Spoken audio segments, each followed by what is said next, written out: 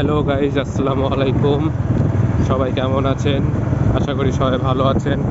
আপনাদের দয়ায় আমিও ভালো আছি। আজকে আপনাদের মাঝে আরেকটি নতুন ব্লগ ভিডিও নিয়ে চলে আসলাম। ভিডিওর টপিক হচ্ছে, আজকে আমরা চন্দ্রপুর যাচ্ছি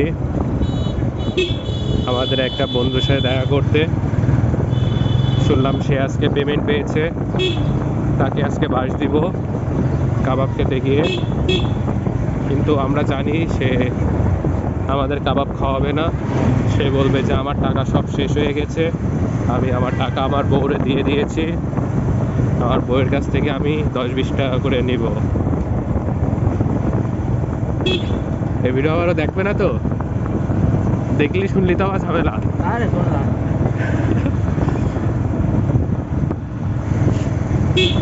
এখন আমরা গুটি গুটি পায়ে তার কাছে যাচ্ছি, গিয়ে দেখবো সে আমাদের কাবাব খাওয়ায় কিনা। আশা করি খাওয়াবে না।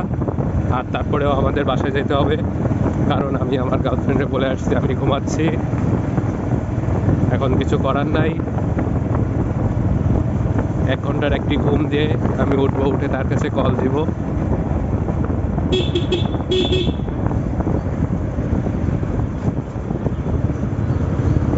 বড় একটি মোড় পার করে নিলাম, সামনে একটি ইজি বাইক যাচ্ছে। আমি কথা বলছি, তাহলে কি আমার গালের মধ্যেও যাবে পোকা? এখন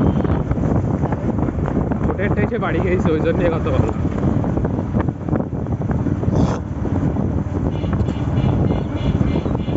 ওই কথা মনে করে মনে আছে গালের ভিতরে গলায় যে একটা বেঁধে রয়েছে। ইজি বাইকটা আমাদের সাইড দিয়ে দিল আগে চলে যাওয়ার জন্য।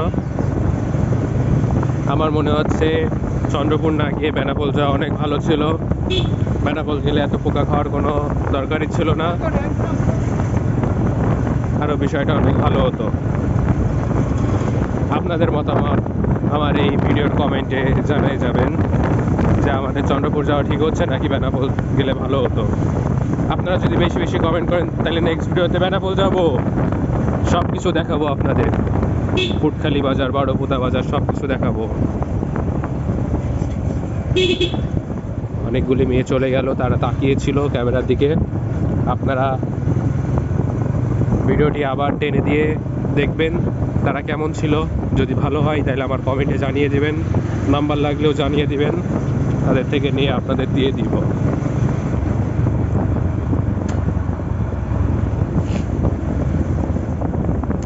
চোখ ছোট করে রেখে চালাও।